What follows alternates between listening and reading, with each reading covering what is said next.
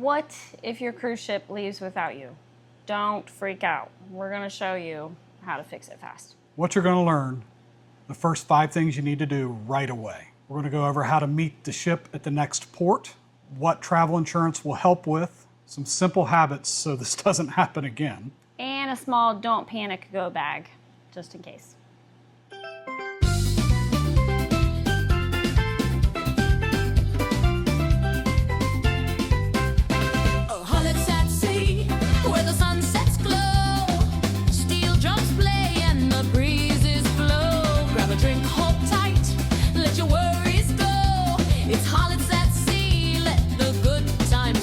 Can you do us a favor and like this video? And if you find value, please subscribe and share this video with any family or friends about to go on a cruise, because this could be very helpful information. Or even thinking about a cruise, because this is a fear that people have, and we don't want you to have that fear. And I did a poll on our YouTube channel, and almost 50% of you, this is one of your biggest fears. Yeah. The first 5 things that you need to do: breathe, stay calm. That way you can think and think right. Next, you're going to call the cruise line emergency number. You can see the port agent. You're going to call the cruise line emergency number. You're going to give them your name, your booking number, the time, your ship details. All this should be stored in your phone.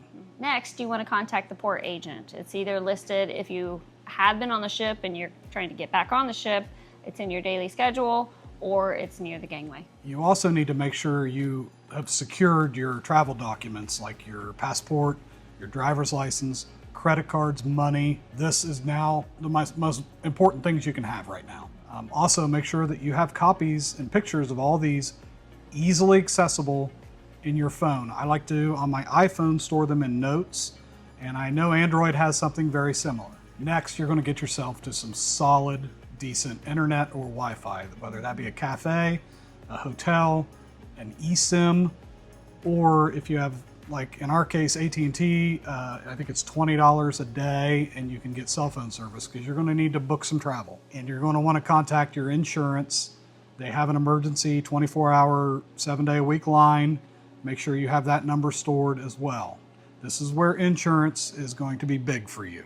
How to rejoin at the next port. First, you're going to, when you contact the cruise line, they're going to give you this information.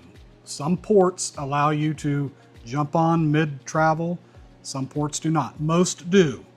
Now, your job is to get to the next port, and they will tell you which port, the exact port, the arrival time you need to be there. You're going to need the name and number of your contact when you get there, and you need to book your transport, whether that's a bus, a train, a flight, hotel stay. Be sure to keep the receipts for everything. Some of the documents and rules you're going to need is you're going to need your passport, especially if international. Now, if you're not US, you'll have to check your visa and your other documents that are required, and the cruise line will help with this. And again, save every receipt, document everything. You're going to need it for the insurance. What insurance may cover? I'm going to go ahead and read this list to you so I make sure I get it all accurate. First, your insurance will cover missed connections, like if you miss the ship because of a flight or a train delay. Trip interruption helps pay to catch up with the ship and unused trip parts. Travel delay, basically hotels and meals while you're stuck. They have an emergency assistant 24/7 helpline. You're going to want to make sure you have that number stored. And before any big purchases, call the insurer. Call that helpline, because they're going to guide you through and what's going to be covered or not. How to avoid missing the ship. First off, arrive the day before. We usually fly in the day before because you just never know when there's going to be flight delays, and they will not wait for you. They will sail out. Next up, you can wear a basic watch, or if you have a smart watch, sometimes they auto shift time zones like your phones, especially if it's a smart watch, and you want to be careful of that. So you want to be on ship time. A way to get around that is if you know you're going to be in port for, say, 8 hours, you can tell it to set a timer for 7 hours and 45 minutes. If you're her. I like to be a lot more earlier than that. So, set a timer. That timer works from start to finish regardless of time zone. That was one way to, to protect yourself. Give yourself enough time to get back to the ship. Next, you can do a ship run excursion if timing is tight. Yeah, some port calls can be very short. This isn't really a time to probably DIY because the ship run excursions, that's the only time the ship will wait if you're running behind.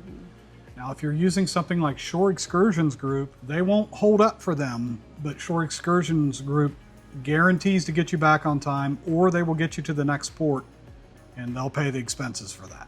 They're really good about it. The next thing you can do is every single day, take a picture of the port agent's phone number and store it on your phone. So when you get into port, you have access to that just in case anything happens. Another helpful idea is to download the maps and pin the terminal so you can find your way back so you won't be late. Yeah, Google Maps and Apple Maps both allow you to download maps for offline in your area.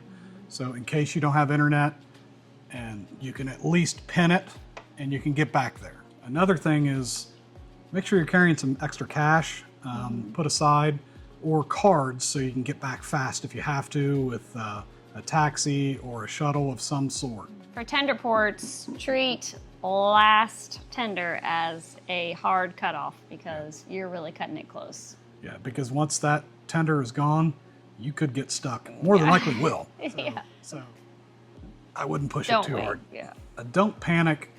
Port go bag, some things you might want to keep in there. Your phone is the biggest part of this bag, honestly. That's pictures of your passports, your IDs, your booking numbers, all that stuff. Keep stored. Credit cards, cash, very important. You should have your ship card with you. I really hope you do.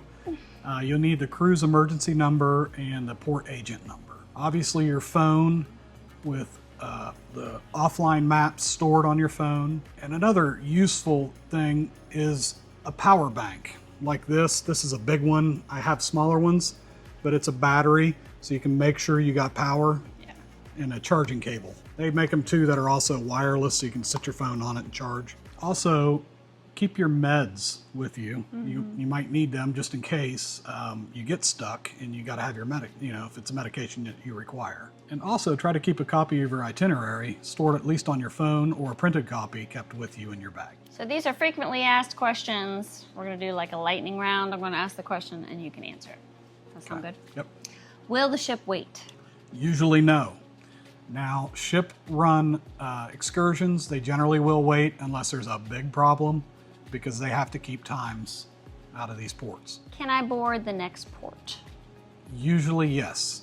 Now, sometimes the rules vary. This is again where you want to call the cruise line, talk to the port agent because they're going to know the laws around that. I lost my passport. What do I do? Well, you're gonna have a little bit of issue, but you're going to want to get to an embassy, call the consulate, and you're going to get an emergency passport. Now, I have a video I'm going to link up here that talks all about that. I highly recommend you watch that too before you cruise. Hopefully none of this happens, but I'd rather you be armed with knowledge. Who pays to catch up? You do. Yes. This is again why I tell you to get the insurance.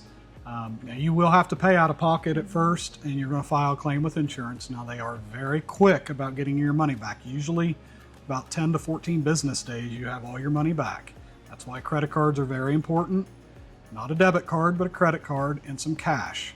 Keep receipts of everything. If this helped you at all, please subscribe below. And I'm going to put a Linktree QR code right here. This is a link to a lot of different resources, like a free cruise packing list. You can get some pretty cool shirts too. I also just today added a cruise drink package calculator to help you figure out whether a drink package is right for you. Again, that's linked in that Linktree up here. And so that tells you how many drinks you have to drink per day to break to even. make it worth it. One of the little tips too is it's basing it on the stated price of the cruise line. Now they vary a little bit from cruise line to cruise line, itinerary to itinerary, but it'll give you a general idea. It's also based on the listed price. Now to kind of beat that just a little bit, get your drink package before you get on that ship. That's the best deal you're going to get. And thank you so much for watching. We really appreciate it. And again, subscribe to us and give us a big thumbs up and share this video with anyone again that's about to cruise, because this could save them. And thank you again, and tune in next week for more tips, hacks, reviews from Hollis at Sea.